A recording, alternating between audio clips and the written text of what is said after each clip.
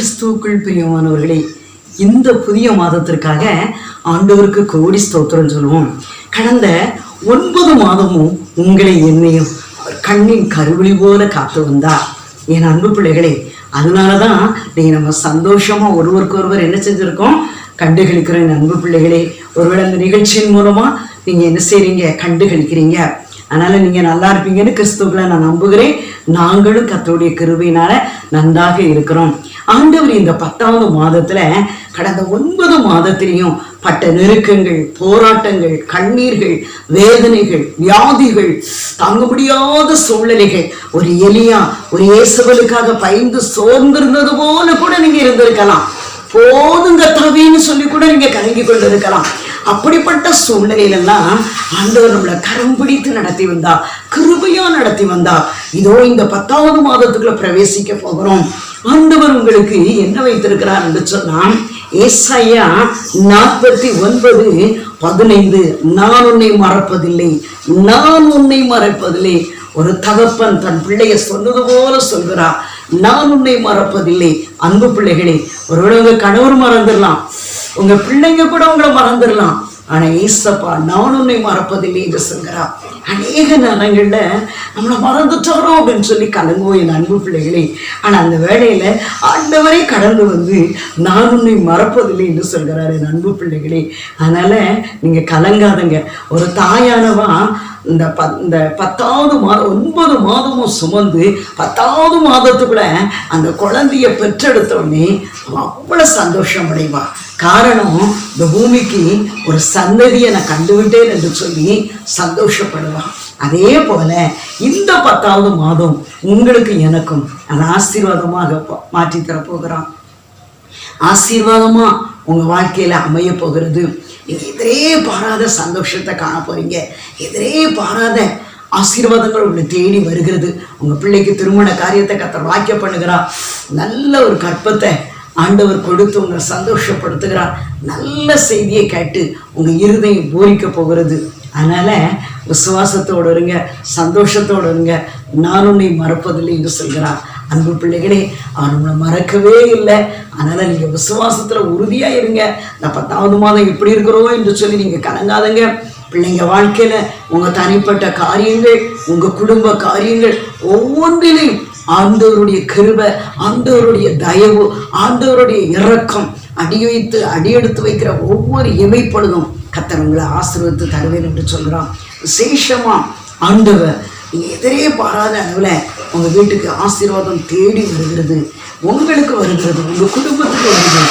நீங்க இதுவரையும் ஏன் தடையா இருக்கிறது என்று சொல்லி நீங்க கலந்து கொண்டு இருக்கலாம். இதோ இந்த நாள்ல கடந்து வருகிறது. இந்த 10வது மாதத்துல அவர் உன்னை நான் மறப்பதில்லை என்று சொல்கிறார்ல, அவர் மறக்காதபடி அந்த ஆசீர்வாதம் உங்களை தேடி வருகிறது. அதனால மனம் தளர்ந்துடாதங்க, விசுவாசத்துல உறுதியாயிருங்க. கர்த்தர் உங்களை உங்க வாழ்க்கையில பெரிய காரியங்களை செய்ய போகிறான். ஜெபிப்போமா? மறவாமல் நினைத்தீரையா, மனதார நன்றி சொல்வே. இன்னை மறவாமல் நினைத்தீரையா, மனதார நன்றி சொல்வேன்.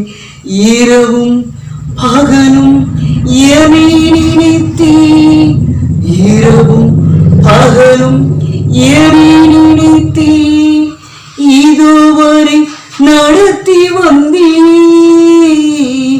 நன்றி நன்றி ஐயா.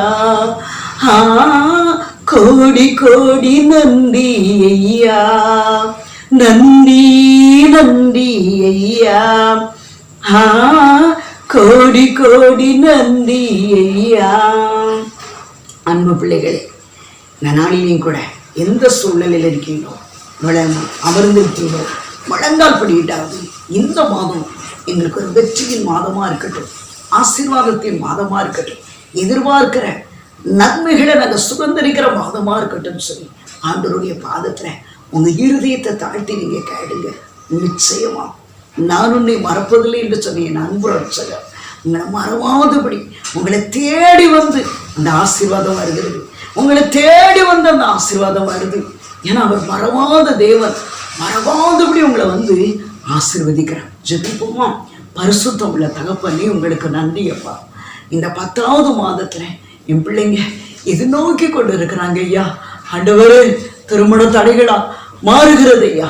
ஏற்ற துணியை கொண்டு வருகிறீங்க ஐயா. குடும்பத்தையே மகிழ பண்ணுகிறீங்க ஐயா. கர்ப்பத்தின் ஆண்டவரை கனியை கொடுத்து நல்ல செய்தியை கேள்விப்பட்டு சந்தோஷப்படுகிறாங்க ஐயா. பிள்ளைங்க வாழ்க்கையில படிப்புல நல்ல ஒரு வெற்றியை பெற்று சந்தோஷத்தை கேள்விப்பட வைக்கிறீங்க ஐயா.